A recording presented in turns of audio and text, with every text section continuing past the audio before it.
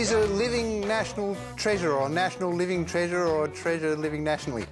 Who's equally at home with prima donnas, phantoms and pop stars, be it Gilbert and Sullivan, Puccini or Lloyd Webber. He commands the stage and fills the auditorium with soaring clarity and tone. 20 years on, he's back to reprise the role which requires him to cower beneath a mask and haunt the Paris Opera House. Anthony Warlow knows highs and lows, and not just in musical terms. He fought and won a battle with cancer, and on opening night of the new Australian production of Phantom of the Opera, he fought the flu to deliver a performance that brought the house down. Anthony joins 9 a.m. this morning to tell us why he's taken on this demanding role again. Flu on opening night. What a rap.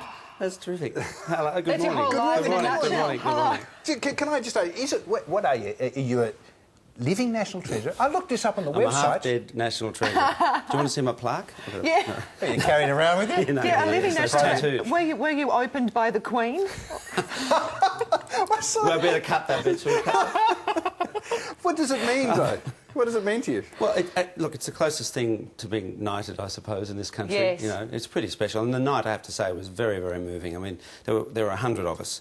I was up there with David Williamson and Nancy Bird, Margaret Olley, all these incredible people. And it was at the Town Hall in Sydney, and it was fanfare, and we had a beautiful dinner, and I was really very, very chuffed. Do you get, and apart from being a wonderful thing and a great title and a great honour, do you get free public transport No, or something nothing like that? That's it? I do have the key to the city of Wollongong, which was given to me many years ago, so I was born.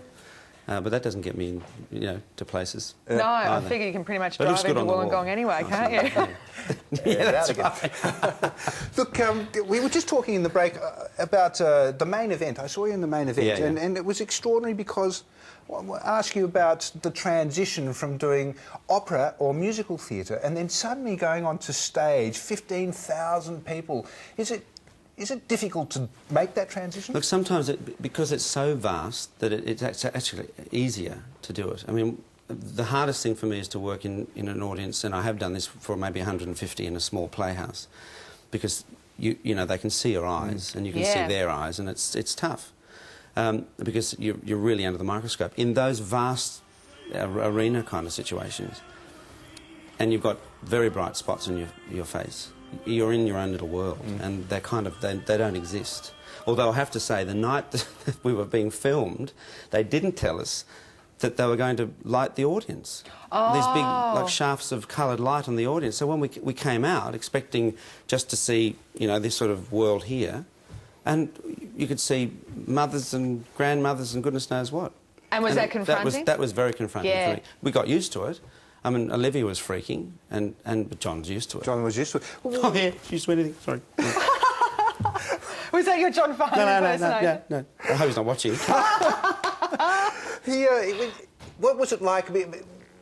Because you are the purist, I would imagine. You know, having You're so kind.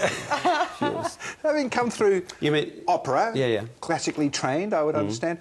What's it like when you get on a huge stage like that with someone like Farnham and Olivia? Look, it was actually great fun. It looked like it. The story, the basic story is that I had joined SEL. They were managing me, and they wanted to do a concert. They wanted to do something. And we were around the boardroom table, and they said, you know, Anthony, what do you want to do? Which was a lovely thing. Now, just prior to this, John and Kylie, Ray Charles and myself had opened the casino down here in Melbourne, and it was a really great night. And I was quite nervous about it, because I felt like Bing Crosby up there with all these people, you know, wow, wailing away. Yeah. And so I can't remember what the song was. It was Red Sails in the Sunset or something that we were doing with Charles. And I sang in rehearsal, and I started to do what I thought was a bit sort of rock. And someone said to me, you know, you've got such a lovely voice, just sing like you, we want to be hearing you. And I thought, yeah, but in this situation, this doesn't feel right. Yeah. So I went back, after the rehearsal, and I was really quite panicked about it all, because I thought, you know, there's these sort of icons up on stage, and what am I going to do? And I didn't want to seem like a dill, so at the time, I think I said something, look out Farnham, and I wailed a top A or something and did this silly thing, and the place went berserk. And the next thing, the managers are going, oh, you two should be on stage, you should be doing something. Yeah, right. And so some months later, when they asked me, you know, what would you like to do? I said, well, I'd actually like to sing with John, and it'd be great. So we then sat around and we said, well, we need a girl. obviously we're going to have the three of us, and the idea was that sort of ultimate event thing, you know, the Frank Sinatra, Liza Minnelli, Sammy Davis. And when John Frost, who was part of the production team, suggested Olivia, I said, look, if you can get Olivia, I think that's fantastic, because you've got country and western, you've got rock and roll, and you've got music theatre. So you've got the three different types. Now, I was confident enough to be able to amalgamate the sounds and the different styles and just give it a go. So I was like the Sammy Davis. I was the joke that went on that sort of paid off. And it was... There was magnificent chemistry too, wasn't there? Fantastic. And, you know, there was great soulmateship on that stage. Look, obviously you've got to have an ego to get up and do that sort of thing. But the egos were left at the door on the night, and we loved each other. Well, that's great. It didn't become vocally competitive? No. No, it really didn't, because we allowed each other to do what they did. I mean, look, you know, the one thing we wanted to do was that I said, well, we've got to sing some country and western when Olivia's around. And I said, you know, we've got to do some kind of operatic thing, and I'm going to try to do a bit of, I think it was Help, when John sang Help, and I came up the stairs and help you can't feeling down, and just silly stuff. And it was fun. Yeah. And so getting John to learn a bit of the Granada, the Spanish for Granada, and, you know, that was really it was a highlight of the night. Well, how